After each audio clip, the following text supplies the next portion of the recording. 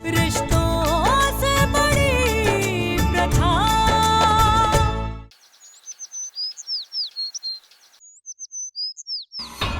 क्या किसने बोला?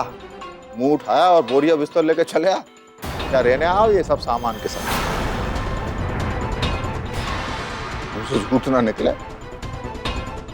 अरे कलिका सिंह का घर कोई धर्मशाला है क्या? रेरा गेरा नत्थू केरा घूमते घामते या मुफ्त में रहने आ जाएगा और मुफ्त की रोटियां तोड़कर चला जाएगा। और नहीं तो का। आप गलत सोच रहे हैं। हाँ? निधि आपके पोते को संभालने के लिए आई है, क्योंकि सम्राट हमारे घर तो आ नहीं सकता था।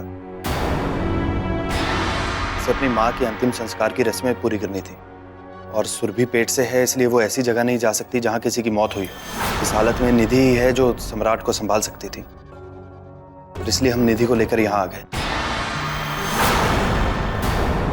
हमें यहाँ किसी की जरूरत नहीं, हमारा काम है, हम संभाल लेंगे उसको। जैसे आए थे वैसे ही उल्टे पांव आप लौट जाइए, हमें आपकी जरूरत नहीं। बस निकलिए आप यहाँ से। जाओ जाओ। देखिए क्या? सहमत होइए, लेकिन जरा सोचिए, अगर रणविजय चाहता है कि रत्ना की अंतिम विधि उसके बेटे के हाथों हो, और ऐसे में 3 साल के बच्चे को संभालने के लिए कोई तो होना चाहिए ना, तभी तो ये सारी विधि पूरी कर पाएगा। और ऐसे में निधि सम्राट को संभाल लेगी। अरे क्या बात करे तो भौजी, कल की छोकरी और बच्चे को संभालेगी। हमरा सम्राट खुद सब कुछ कर लेगा। उसको किसी की कौनो जरूरत नहीं है। और सम्राट से भी छोटे बच्चों की माँ मर जाती है तो काऊ जीते नहीं है। और वैसे भी कितने दिन के लिए रहोगी? तो 13 दिन के लिए ना, उसके बाद तो इसे खुद झेलना है, तो आज से क्यों ना झेले।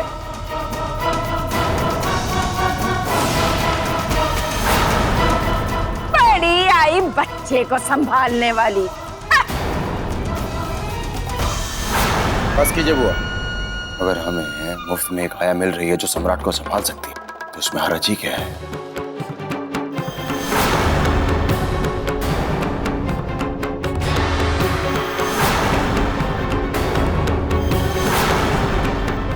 विजय भैया सही तो कह रहे हैं, क्या बुराई है?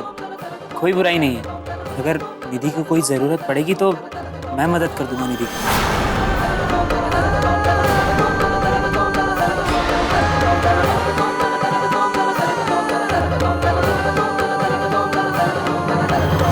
लक्ष्मी, लक्ष्मी बेटा,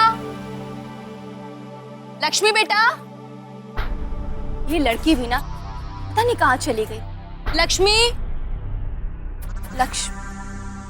दीदी क्या हुआ? आप कुछ परेशान सी दिख रही हैं। सुरभि, अभी लक्ष्मी यहीं पर खेल रही थी, पता नहीं कहाँ चली गई खेलते खेलते। तुमने देखा क्या उसे? नहीं भाभी, हमने तो कहीं नहीं देखा। नहीं देखा? पता नहीं कहाँ। अरे ये मेन गेट किसने खोल रखा है? कहीं कहीं ऐसा तो नहीं कि बाहर चली गई? चलिए हम देखते हैं। हाँ। लक्ष्मी, लक्ष्मी,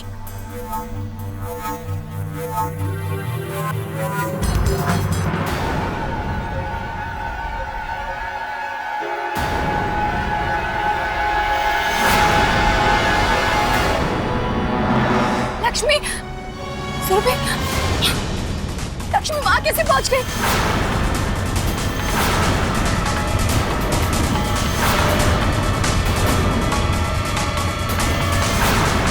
चलिए भाभी।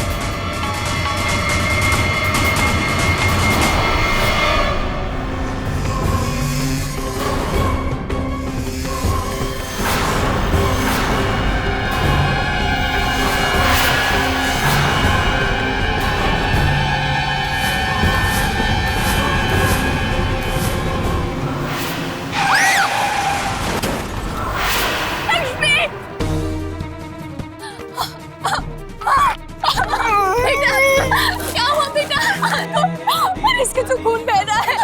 ऐसा ऑटो बुलाई ना। लक्ष्मी, क्या हुआ लक्ष्मी को? बस बस बच्ची का। भाभी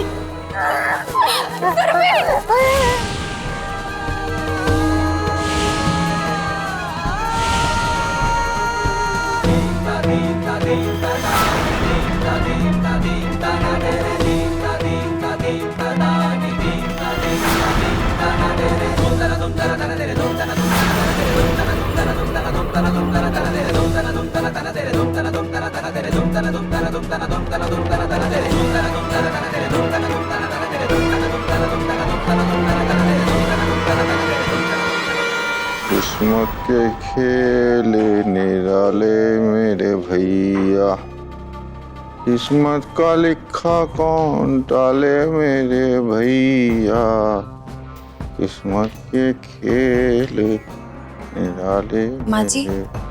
पूजा का समय हो रहा है। पंडित जी के कहे अनुसार हमें अभी पीपल के पेड़ के नीचे दिया जलाने जाना होगा। हम जाए?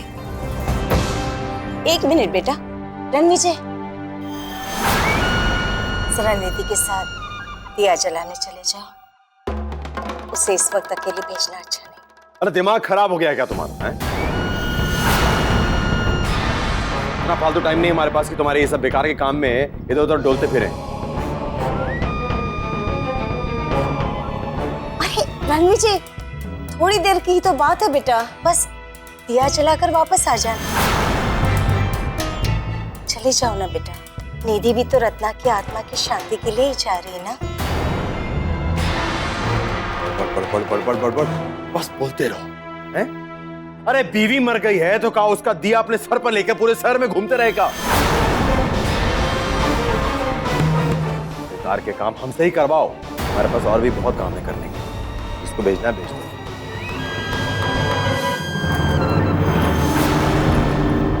उसको छूट ना निकले, से कुछ बोलना, अपना सर पत्थर से फोड़ना। राखी, जी मामा जी। बेटा तुम निधि के साथ जाओ। जी मामा जी, मैं चला जाता हूँ।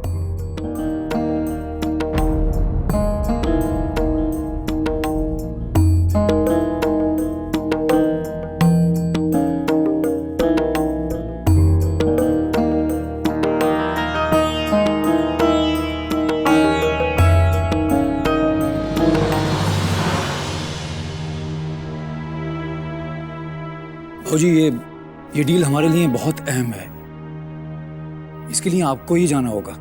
आपके बिना गए बाबूजी ये डील फाइनल नहीं होगी। मेरे उन लोगों से अगर संबंध अच्छे होते तो मैं चला जाता, लेकिन बाबूजी अगर ये डील हमारे हाथों से निकल गई ना तो बहुत बड़ा नुकसान हो जाएगा।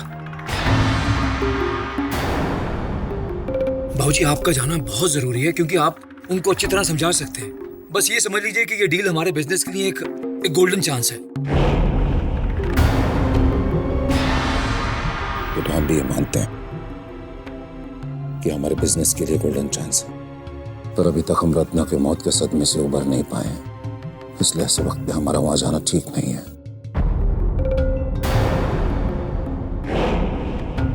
हमारे धंधे में फायदा नुकसान तो लगा रहता है, और अगर ये डील हमें नहीं मिली तो इससे हमें कोई फर्क नहीं पड़ेगा बेटा। हम हर नुकसान झेलने के लिए तैयार हैं। बाबूजी अगर आप कहें तो मैं चला जाता हूँ। आप लोग टेंशन मत लीजिए पापा, अगर आप कहें तो मैं चला जाता हूँ और डील भी फाइनल करके ही आऊंगा। आप मुझ पर भरोसा रखिए। देखो तुम जाना चाहते हो तो बहुत अच्छी बात है, पर इसके लिए तुम्हें अभी और इसी वक्त निकलना पड़ेगा भाई। ठीक है पापा, मैं अभी चला जाता हूँ।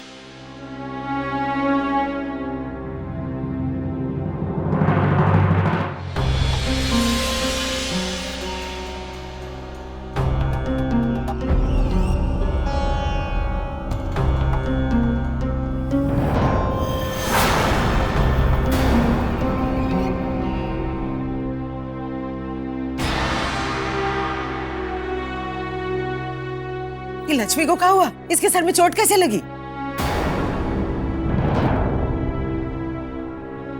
लक्ष्मी को सड़क पे एक मोटरसाइकिल वाले ने टक्कर मार दी। पता नहीं कब सड़क के उस पार चली गई। वो तो अच्छा हुआ कि सुरभि हमारे साथ थी। तो पता नहीं हमारी बच्ची का आज। माई, हम सुरभि के कारण ही समय से अस्पताल पहुंच पाए। हमारी बच्ची को हाथों में लेकर वो पैदल हॉस्पिटल तक भागती गई।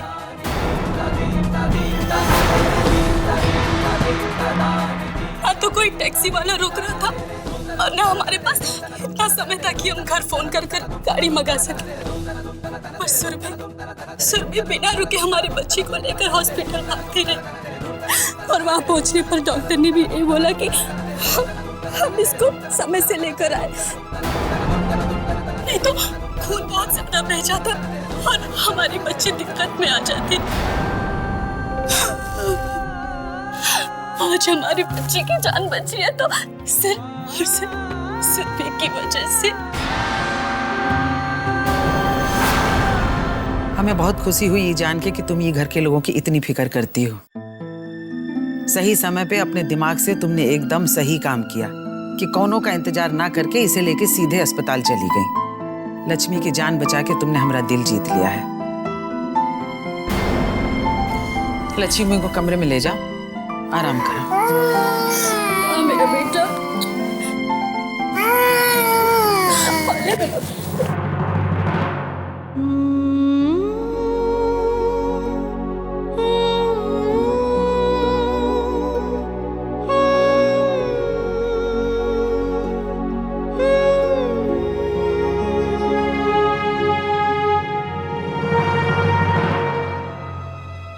लूट ली सबकी वाहवाही। लक्ष्मी की जान बचाकर, जिस तेजी से दौड़कर लक्ष्मी की जान बचाई है, एक गर्भवती औरत वैसा करने का सोच सकती है क्या सपने में भी? कब तक छुपाओगी? तुम्हारी हर हरकत पर हमारी नजर है सुरभि।